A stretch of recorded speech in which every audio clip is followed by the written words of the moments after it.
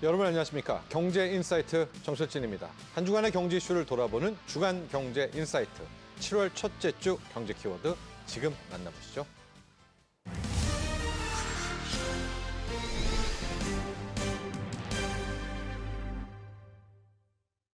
전반적인 이번 첫 번째 한미 통상협의 총평 좀 부탁드립니다. 네, 지금 방금 전에 협의라고 말씀 주셨잖아요.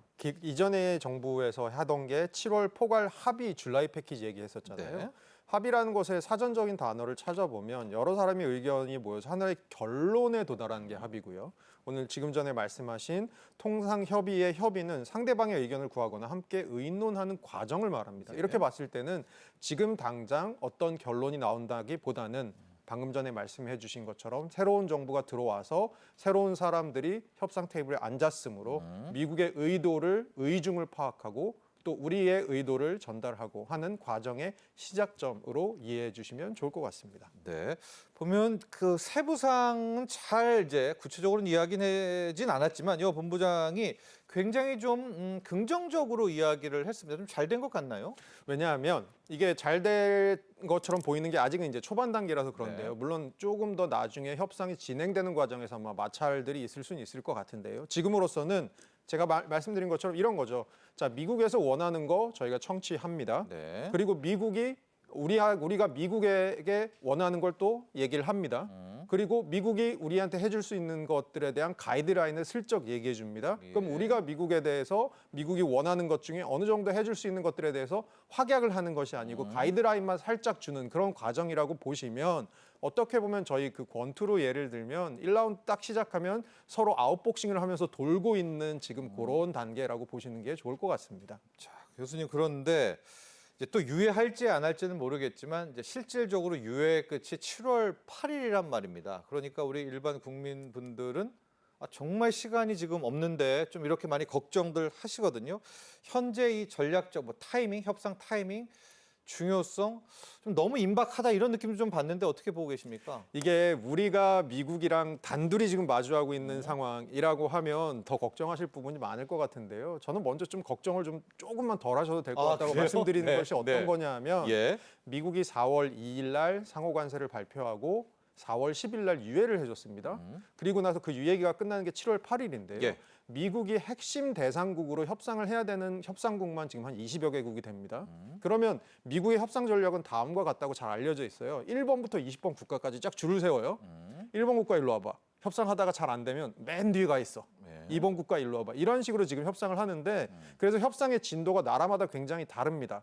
우리는 약간 새로운 정부가 들어온 지가 얼마 안 돼서 맞아요. 일본하고도 비교해 보면 일본은 벌써 7차 협상 진행 중인데 우리는 지금 3차 협상 들어간 거거든요. 어떻게 보면 협상 진도가 좀 느리다고 생각할 수 있는데 그렇다고 해서 다른 나라들이 협상이 지금 굉장히 많이 완료됐느냐? 영국을 제외한 영국을 제외하면 나머지 나라들은 지금 협상에서 굉장히 눈에 잡히는 것들이 아직까지 알려진 게 없거든요. 네. 그런 측면에서는 우리만 너무 뒤처져 있다라고 걱정하지 않으셔도 될 것 같고요. 이렇게 여러 나라들을 협상하다 보니까 미국도 7월 8일 그래서 상호관세 유예가 종료되는 그 90일 시점이 되면 아마 제가 생각하기에는 얼마 전에 스캇 베센트 재무장관이 얘기한 것처럼 협상이 9월 1일 정도까지는 마무리될 수 있을 것 같다. 그 얘기는 뭐죠? 7월 8일과 9월 1일의 차이. 결국 유예가 한 번 더 갈 수 있다. 갈 수 있다. 왜냐하면 이거 유예 안 해줬을 경우에는 사실 미국 경제에도 상호관세 그대로 갔을 때 부담이 될 수밖에 없으므로 제 생각에는 한 번 더 유예가 있지 않을까 정도 생각하고 있습니다. 자, 알겠습니다. 자, 그리고 이번에 여한구 본부장이 귀국길에 와서 이제 첫 번째 협상 이야기를 하면서 이 키워드를 이야기를 했습니다. 제조업 르네상스 파트너십을 구축하겠다. 자, 이 말을 놓고 좀 말들이 많습니다. 제조업 르네상스 파트너십이요. 좀 낯설기도 하고 이 한미 협상에 왜 이 제조업 르네상스 파트너십이 나왔는지도 궁금합니다. 그러니까 미국에서 최근 들어서 굉장히 재밌게 사람들이 얘기하는 것 중에 하나가 아니 미국은 자기들이 잘하는 첨단 산업 왜 안 하고 자꾸 제조업을 하려고 하냐. 예. 중국은 왜 자기들이 잘하는 제조업을 안 하고 첨단 산업을 하려고 하냐. 뭐 이런 잘해요, 얘기를 심지어 중국은. 이런 얘기를 최근에 많이 하는데요. 미국에서 제조업 일자리가 전체 일자리 중에 차지하는 비중이 가장 높았을 때가 1979년입니다. 그때 몇 퍼센트였냐면 20%의 일자리가 제조업이었습니다. 네, 미국 내에서. 미국 내에서. 예. 근데 그게 계속해서 줄어서 작년 기준으로는 미국 일자리 중에 9%가 제조업 일자리입니다. 그럼 어떻게 생각해 보면 그 9%의 일자리를 지키기 위해서 저렇게 르네상스 얘기까지 하는 건가라고 생각을 하지만 한편으로는 저희 미국에 대해서 생각해 보면 굳이 대학 가지 않아도 동네에 있는 공장에서 일하고 괜찮은 월급을 받아서 중산층의 삶을 사는 그런 것들을 생각하기도 했었잖아요. 예. 어떻게 보면 그런 의미에서 굉장히 의미가 있는 것들이 제조업이라고 볼 수 있을 것 같은데요.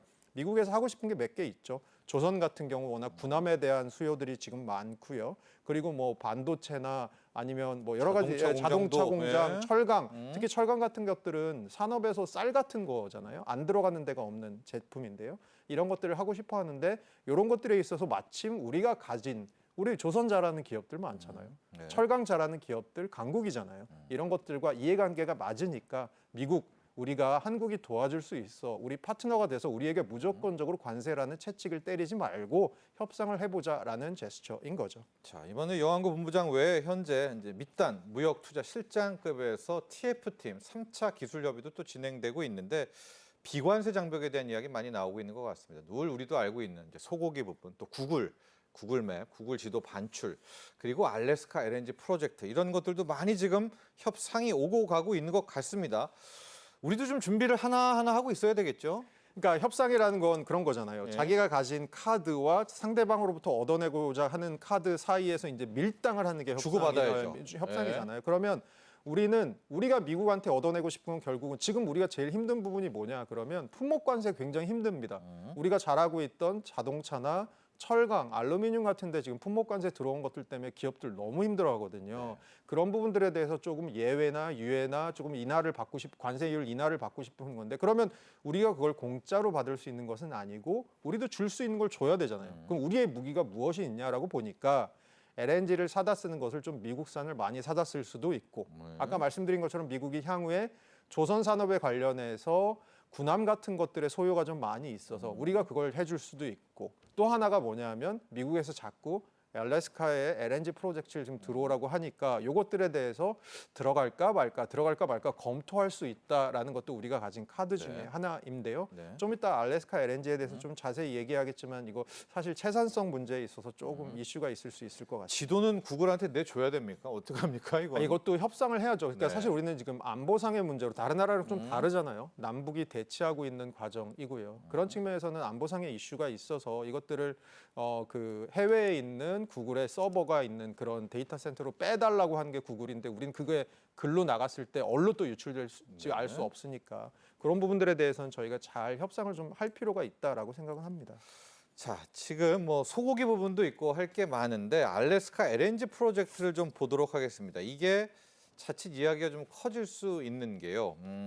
우리 주식시장을 놓고 보면 지금 우리 주식시장은 마치 우리나라가 알래스카 LNG 프로젝트를 이제 뛰어드는 것처럼 해서 뭐 피팅이라든가 강간 업체들 주가가 급등을 했는데 하지만 정부는 사업성을 따져보겠다. 일단 좀 선을 걷습니다. 근데 트럼프 대통령도 무조건 한국, 일본은 여기 뛰어들라라고 이야기했잖아요. 이거 어떻게 풀죠? 이게 우선은 채산성 문제는 그 프로도베이라고 하는 알래스카 북부에 항구가 있습니다. 여기 근처에 천연가스가 아주 많이 매장돼 있어요. 근데 여기는 1년에 너무 추워서 알래스카 북쪽이니까 당연히 춥겠죠.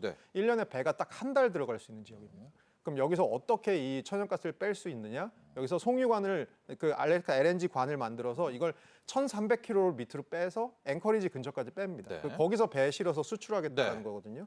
그러면 이 1,300km를 이 환경 보호가 아주 엄격한 지역에서 그것도 아주 추운 지역에서 작업을 하는데 채산성이 나오기가 되게 힘들고요. 또 제가 들은 얘기 중에 재밌는 얘기 중에 하나는요. 환경 보호라고 하면 저희는 지형 지물만 생각하잖아요. 거기 그 뿔 높이까지 하면 2m 정도 되는 술록들이 삽니다.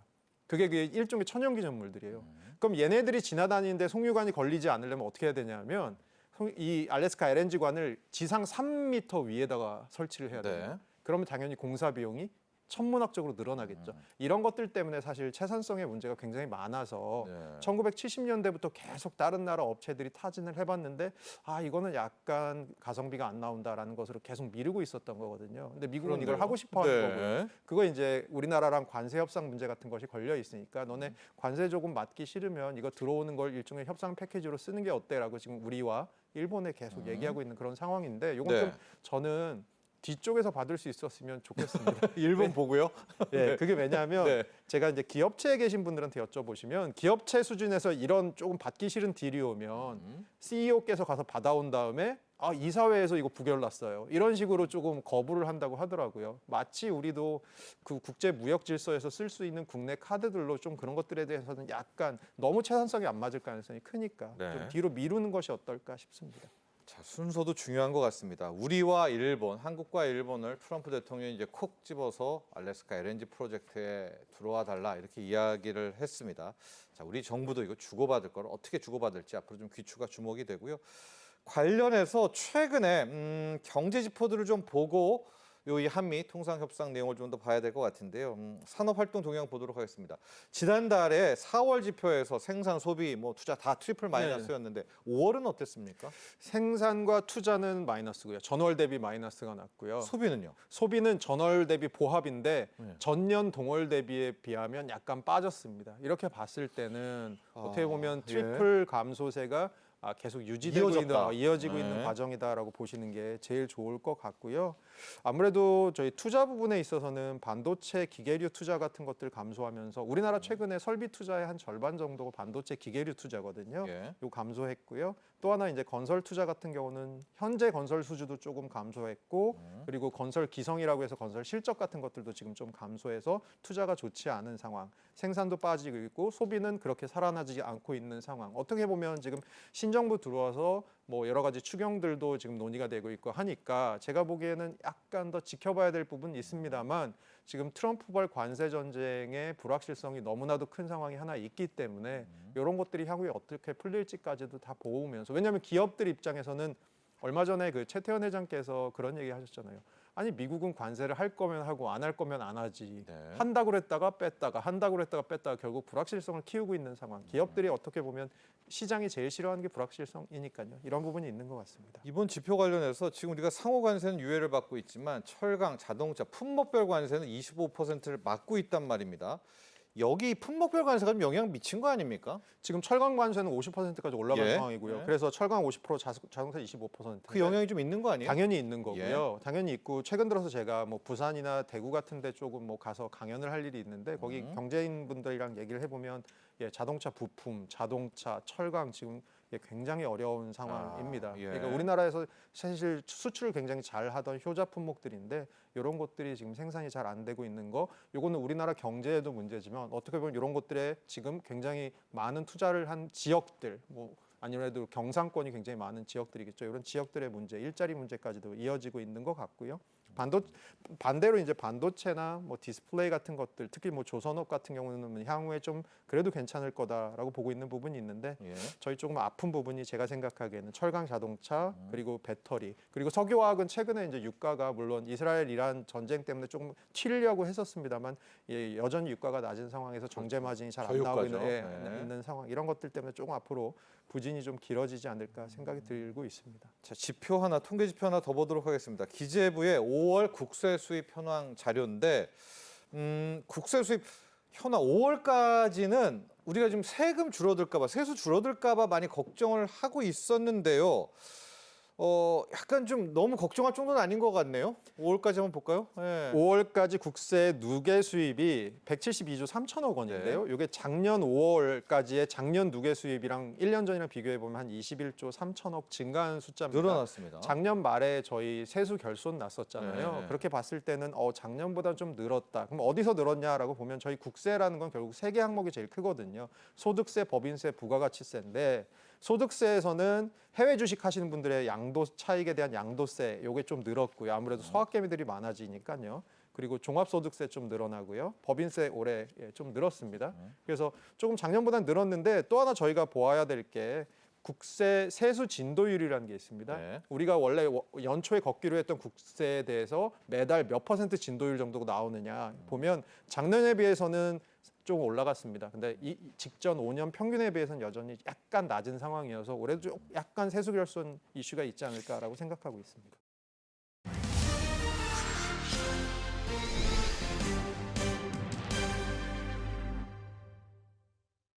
네, 일본 조선업계가 심상치가 않습니다. 일본 조선업계 이 몸집 키우기를 통해서 경쟁력 강화에 나서고 있는데 국립조선소 설립은 물론이고요. 일본의 1위와 2위 조선사들이 지금 M&A 합병을 추진 중이라고 합니다.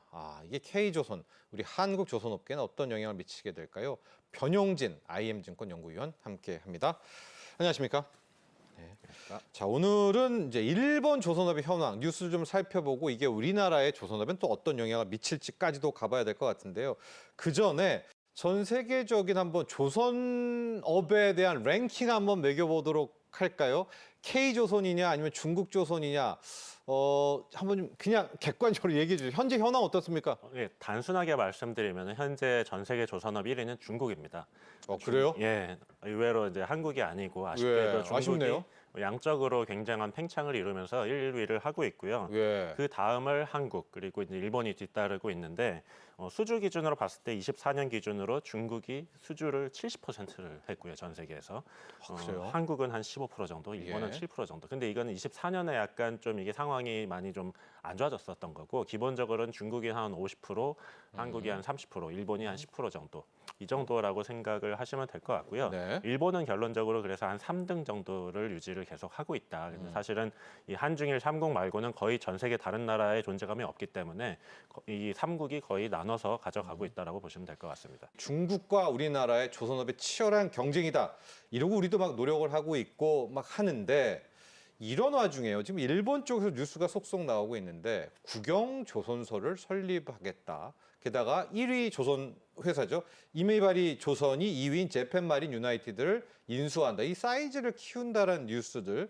이걸 좀 보고 조선업적 전문가분들은 이거 약간 심상치가 않다. 좀 뭔가를 좀 느끼신 것 같거든요. 이게 무슨 의미입니까? 일본이 뭔가 좀 해보겠다는 겁니까? 어떻게 해석을 해야 될까요? 예, 아무래도 최근에 이제 미국발로 예. 특히 특수선 군함, 그러니까 중국을 견제하기 위한 그런 목적들로 미국에서 조선업 부흥에 대한 굉장한 관심을 보이고 있고 일본에서도 그런 거에 발맞춰서 아무래도 자국의 조선업, 특히 제조업의 중요성이 강조가 되다 보니까 예. 조선업이 노동 집약적이고 고용 인원도 많고 산업적인 중요성도 좀 커지다 보니까 일본에서도 지금 전략적으로 좀 생각을 다시 검토를 하고 있는 것 같습니다. 근데 제 생각에는 결론부터 좀 말씀드리면 네네네. 일본의 이런 그 합병 노력. 예. 그것들은 한국 조선업에는 실질적으로 큰 우려가 되지는 않는다라고 좀 미리 말씀을 좀 드려야 될 것 같고요.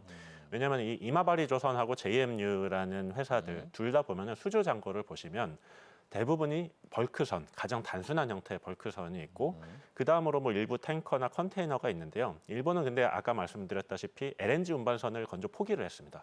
그래서 수주 잔고의 LNG 운반선은 물론이고 LPG나 최근에 수요가 많아지고 있는 암모니아선 이런 것들의 잔고가 아예 없기 때문에 특수선은 아예 못합니까? 일본? 그렇습니다. 그 아. 상선 중에서는 좀 고난이도의 선박들은 거의 없다라고 이제 볼 수가 있는 거죠. 근데 지금 우리나라 조선소 매출의 50%가 LNG거든요. 네. 그래서 실질적으로 이들의 합병은 한국 조선업에 영향을 미치기보다는 중국의 벌크선을 건조하는 조선소들 이런 회사들과의 경쟁이 좀 더 심화될 수는 있겠지만은 한국의 이제 주요 조선소들과는 크게 이제 우려가 되지는 않는다 이렇게 일단 말씀드리겠습니다. 1위와 2위의 합병, 이마바리 조선이 2위 업체를 지금 인수하면서 대형화로 나간다라는 건데요. 방금 우리 변 연구원께서는 K조선은 여기에 큰 영향을 미치지 않겠다.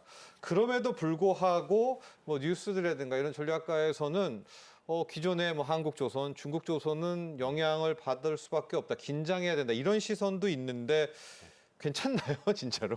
뭐 일부 또 생각해 볼 수 있는 부분은 네네. 이제 상선뿐만이 아니고 예를 들어서 뭐 군함이라든지 뭐 혹은 이제 차세대 선박들, 수소 운반선이나 뭐 이제 이산화탄소 운반선 이런 것들에 대해서 이 회사들이 지금 연구를 진행을 하고 있고 군함은 또 JMU라는 회사에서 만들고도 있습니다. 그래서 그런 부분에 대한 좀 부분도 생각을 해볼 필요가 있는데 네. 먼저 그 수소 운반선하고 이산화탄소 운반선 이런 경우는 아직 굉장히 초기 단계입니다. 그렇죠. 그렇기 네. 때문에 뭐 한국, 중국, 일본 할 거 없이 모두 연구 개발을 굉장히 지금 앞서서 하고 있는 상황이기 때문에 사실 3국이 그렇게 크게 차이는 없는 상황이고요.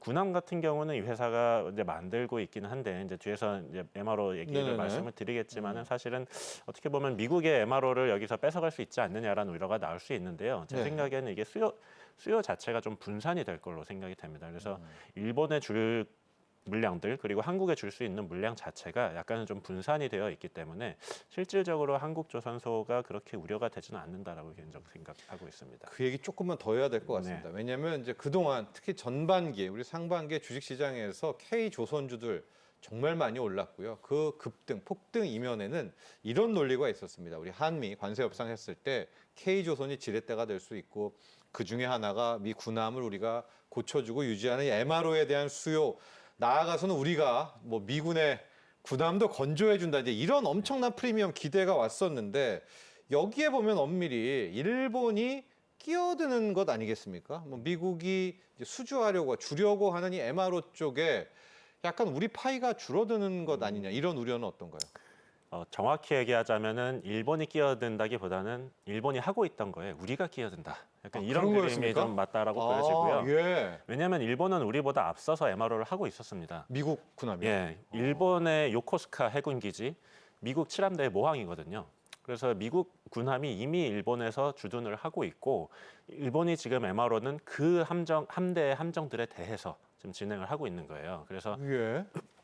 죄송합니다. 네. 그 지리적으로 봤을 때 요코스카 해군 기지하고 일본의 이 조선소가 있는 요코하마 직선 거리로 한 10km가 뭐 될까 말까 한 굉장히 가까운 거리고 당연하게도 그러면은 그 함대에 있는 함정들 수리를 여기다 맡기게 되는 거죠. 근데 네. 우리가 지금 진입하려고 하는 부분은 그 미 태평양함대 칠함대 일본이 갖고 있는 그쪽보다는 본토에 있는 함정들 그리고 수송사령부라든지 이런 좀 직속에 있는 함정들 이런 쪽으로의 접근을 지금 시도를 하고 있고 네. 최근에 하나오션에서 그 MRO를 완료를 한 월리시라호라든지 추가로 받은 유콘함 이런 것들은 그런 이제 칠함대 소속이라기보다는 이제 수송사령부나 이런 직속함대이기 때문에 아까도 말씀드렸다시피 수요가 좀 분산이 되는 거죠. 그래서 서로 약간 뭐 경쟁 구도라고 보여질 수도 있겠지만은 실질적으로 미국 입장에서 봤을 때는 이거는 일본을 주고 이거는 한국을 주는 게 더 합리적이다라는 계산을 이미 하고 있을 겁니다. 그렇습니다. 자, 이재명 대통령도 이 K조선에 대해서는 두 가지 키워드를 이야기했었죠. MRO 그리고 특수선이었습니다. MRO 쪽에서 정부도 상당 부분 좀 적극 지원하겠다 이런 입장 보이고 있는데 우리 정부의 네. 지원적인 내용도 좀 한번 보도록 할까요? 일단은 그 저희 방위사업 청장께서 지난달에 미국을 방문을 해서 국방부의 이제 산업 기반 정책 차관보 이런 대행분하고 MRO 관련 협의를 한 바가 있는 걸로 알고 있고요. 해군성 차관까지도 만나서 이제 협력에 대한 부분을 직접 이제 얘기를 하면서 정부 차원에서 지금까지는 뭐 민간에서 주로 이제 얘기를 했다라고 하면은 네. 정부 차원에서 이런 좀 직접 지원에 대한 부분도 최근 좀 목소리가 많이 들리고 있는 것 같습니다. 그래서 지금은 하나오션만 MRO를 수행을 하고 있는데요. 네. HD 현대중공업도 그 MRO 수행에 필요한 MSRA라는 이제 협약을 그 미국의 보급체계 사령부하고 협약을 체결을 했고 하고 싶어 하겠죠. HD현대도. 물론이죠. 네. 예, 그래서 네. 지금 입찰에 일부 참여를 하고 있는 걸로 알려져 있고요.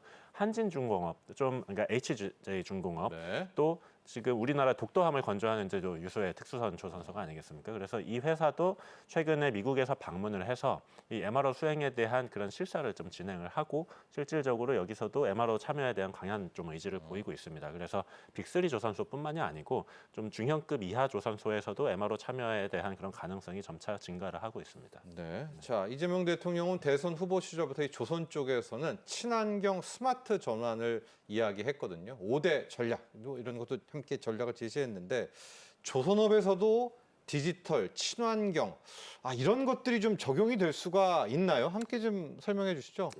쉽지는 않습니다. 왜냐하면 조선업이라는 게 뭐 막연히 또 느끼시겠지만 굉장히 좀 거친 산업이기도 하고 아날로그 느낌 나죠. 맞습니다. 예. 이게 반도체랑 뭐 예를 들어 보면은 완전한 옥내 작업이지 않습니까? 실내에서 온도 습도가 통제되는 환경이고 네. 조선소는 가보면은 뭐 더위와 추위에 굉장히 취약합니다. 옥외 작업이 대부분이고 자동화나 디지털화가 사실 쉽지 않습니다. 근데 그럼에도 불구하고 자동화는 당연히 효율을 위해 필요한 부분이고 조선소들 많이 애를 쓰면서 예를 들어 용접 자동화, 뭐 이런 생산 과정에서의 자동화들은 이미 이제 자체적으로도 많이 진행을 하고 있고요. 예. 최근에 정부에서는 또 여러 단계로 그래서 자동화와 디지털화를 좀 지원을 하고 있는데 1차적으로는 제가 알기로는 올해 중으로 AI 공정 관리 그리고 뭐 디지털 트윈 설계 실증, 핵심 인프라 확대 이런 부분에 대한 이제 추진을 하고 있고요. 네. 내년 이후로는 또 스마트 야드 확산 혹은 품질 검사 이런 부분까지도 AI 도입을 하면서 실질적으로 디지털화에 대한 그런 정부의 의지가 굉장히 굉장히 좀 강력하고 조선소의 니즈와도 좀 맞아 떨어지면서 앞으로 이런 쪽에 좀 발전이 있을 걸로 생각되고 있습니다. 그렇습니다. 자, 이제 조선도 디지털 친환경으로